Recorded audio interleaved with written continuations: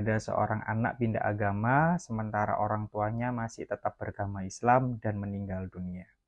Menurut putusan Mahkamah Agung ini, anak tersebut tetap bisa mendapatkan bagian hak warisnya, tapi melalui skema wasiat wajibah, bukan pemberian waris biasa. Banyak orang percaya kalau pindah agama itu otomatis kehilangan hak waris. Tapi, benarkah begitu menurut hukum Indonesia? Ternyata ada putusan penting dari Mahkamah Agung yang bilang tidak sesederhana itu. Halo teman-teman, di channel ini kita akan bahas hukum dengan bahasa yang simpel dan mudah dipahami. Hari ini kita akan bahas soal warisan dan perbedaan agama. Berdasarkan putusan penting, yaitu putusan Mahkamah Agung nomor 311 K/AG/2018.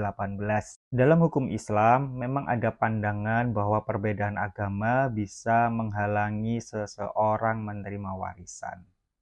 Oleh karena itu, banyak yang langsung menganggap kalau pindah agama, ya sudah, tidak dapat warisan.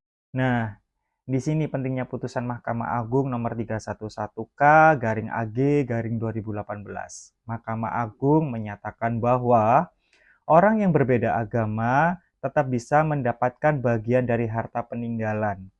Tapi caranya bukan lewat warisan biasa, melainkan melalui sesuatu yang disebut wasiat wajibah.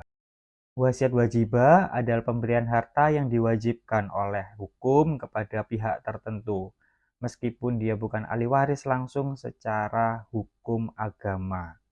Jadi sederhananya begini, haknya tidak hilang, tapi mekanismenya berbeda.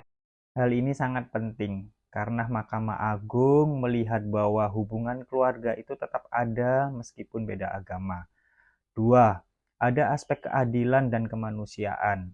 Yang ketiga, hukum harus bisa menyesuaikan dengan realistis masyarakat Indonesia. Contoh kasus singkat. Misalnya, ada seorang anak pindah agama, sementara orang tuanya masih tetap beragama Islam dan meninggal dunia. Menurut putusan Mahkamah Agung ini, anak tersebut tetap bisa mendapatkan bagian hak warisnya, tapi melalui skema wasiat wajibah, bukan pemberian waris biasa. Ini penting untuk dipahami.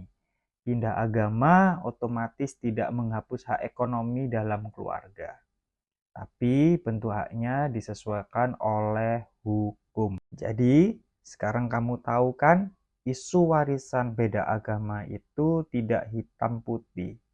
Ada pertimbangan hukum dan keadilan di dalamnya. Kalau kamu suka dengan konten seperti ini, jangan lupa like, share, and subscribe ya.